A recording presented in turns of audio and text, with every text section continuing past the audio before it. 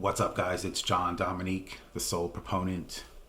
Today I want to talk about liberation, in particular, the difference between the popular Christian idea of liberation and the true liberation of the soul. There appears to be misunderstandings.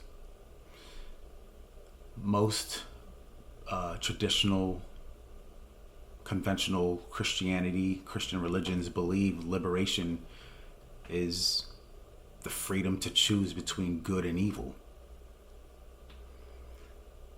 And that's questionable because, first of all, it's not really freedom if you're pressured to have to make a decision. That's not freedom. That's some type of idea of freedom. It's an imitation. It's not true freedom because you still have to decide. To pressure someone to decide between good and evil, that's not freedom.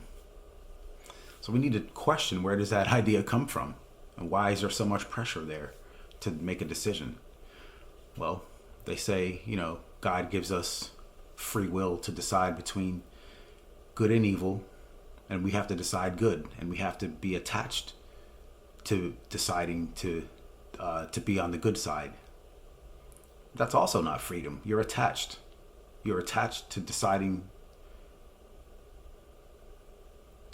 good over evil. So how's that freedom? You can't be free and attached at the same time.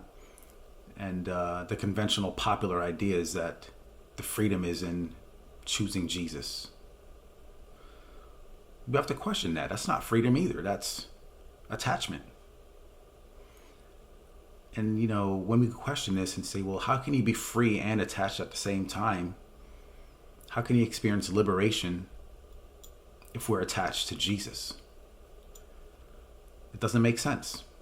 And there's no answer because you can't have both at the same time, basically. But the ego wants to have it both ways.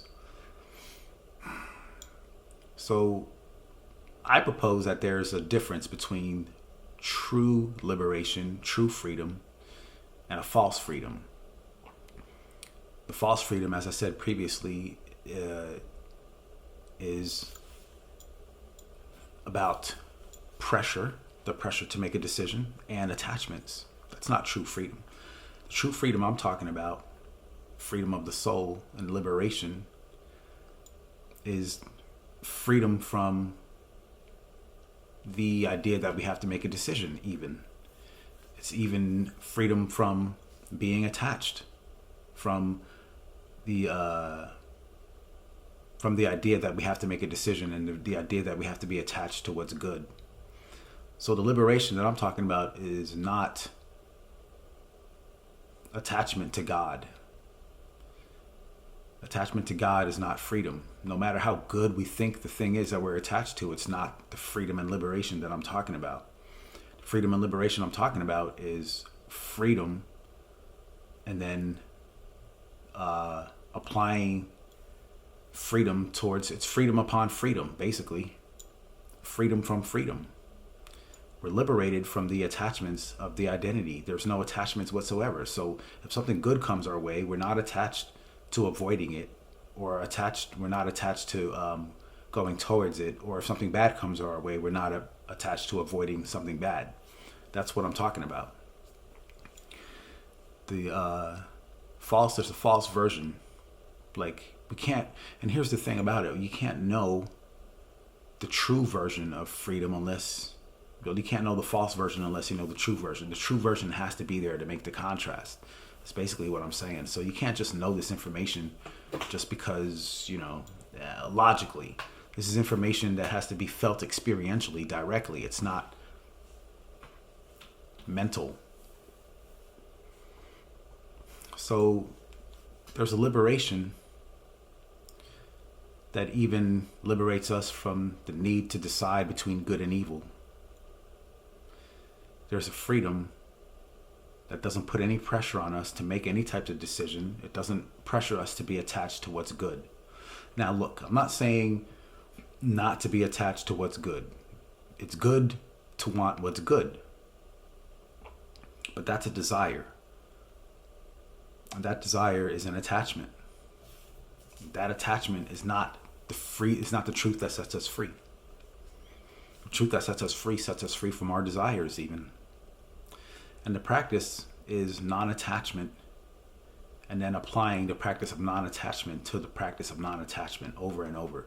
And it doesn't matter what you are attached to. Once again, this is where people, they can't wrap their heads around this. They say, well, how can you not be attached to God? We want to be able to have our liberation. Well, the need and the desire to want liberation is more attachment. And people don't want to see that.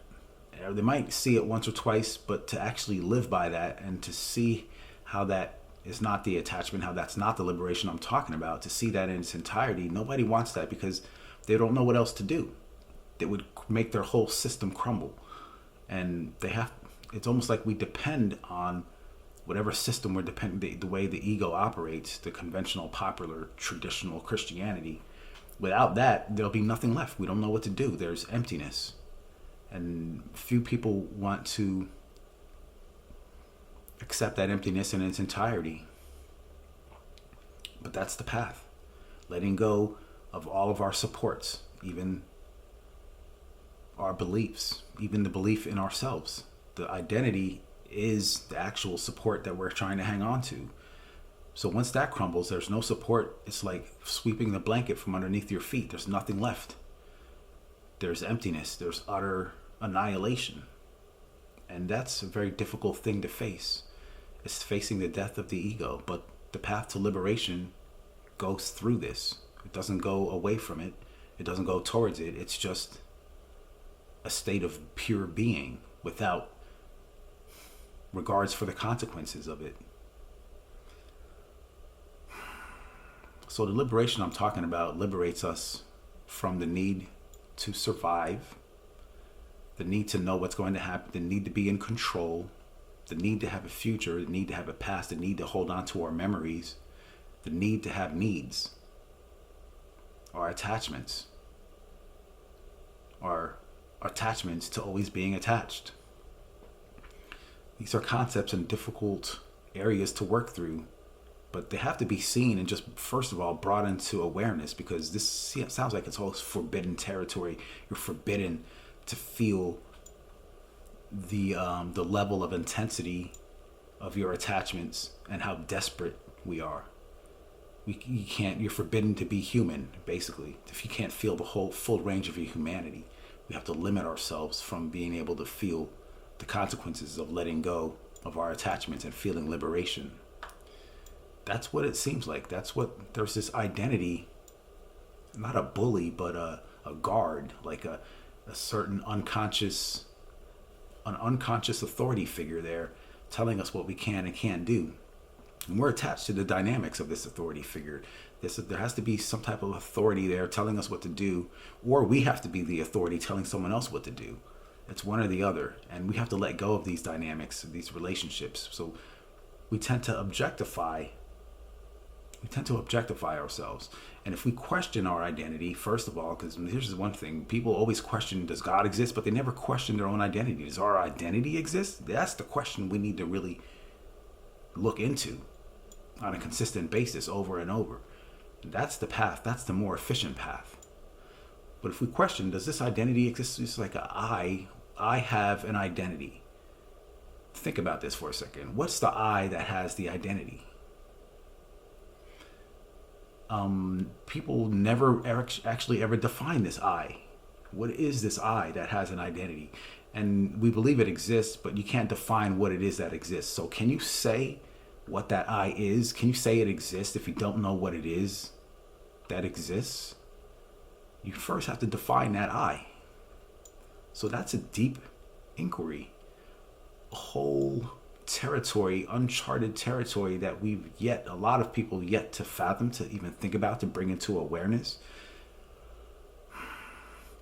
Liberation starts there. Liberating ourselves from this idea of who we think we are, this self-image. We have this image of ourselves. We need to be in control. We need to avoid being vulnerable. We need to survive. And that's what we think brings us success. That's what brings us value. the self-image is so important. We're so invested in it. It seems like it's impossible to even begin to think about trying to liberate ourselves from this identity of who we think we are. But that's the path. And this is uncharted territory. It's very subjective. So we each have to go and do the work on our own and see what it's about for ourselves. We can't depend on some type of mental construct in our head. It's not mental. This is a direct firsthand experience of spiritual awakening that it's going to lead us to. But we have to see it for ourselves and see how it works and how it operates. Liberation is very tricky. There's territory that we're not ready for, a lot of us, and that's okay. If that's the truth, then say it. We're not ready for this path, and go somewhere else. But just understand, for people who want to walk the path of the soul, part of the path of liberation is to question our identity, see who and what we are. What is this identity? Does it exist? Is it just a mental construct? Does it only exist in our head? Is it strictly subjective? Because if you do enough work, you'll see this is an ongoing inquiry. It never really can answer the question of what is that I that says it exists. Without defining that I, you can't say it really exists. And really, it's just a concept in our heads. It's just in the collective imagining. If you look at it closely, it's the same thing with ideas of intelligence. You can say the effects of intelligence, you can measure the effects of intelligence, but you can't actually see intelligence. You can't actually touch intelligence. It's not something physical. It's a concept. Same thing with time, same thing with human rights, same thing with the identity. These are all constructs in our minds, but nobody ever really questions these things. And we think the popular traditional versions of Christianity can do the job of liberating us, but they can't. It just makes us more entrenched. It actually digs our graves deeper. We end up being more attached. So comparing and contrasting these traditional idea of liberation in popular Christianity against the truth of the soul will show us that there's a false version of liberation and a true version of liberation. We need to experience this and see this and explore this for ourselves on the path of the soul. John Dominique, the Soul Proponent.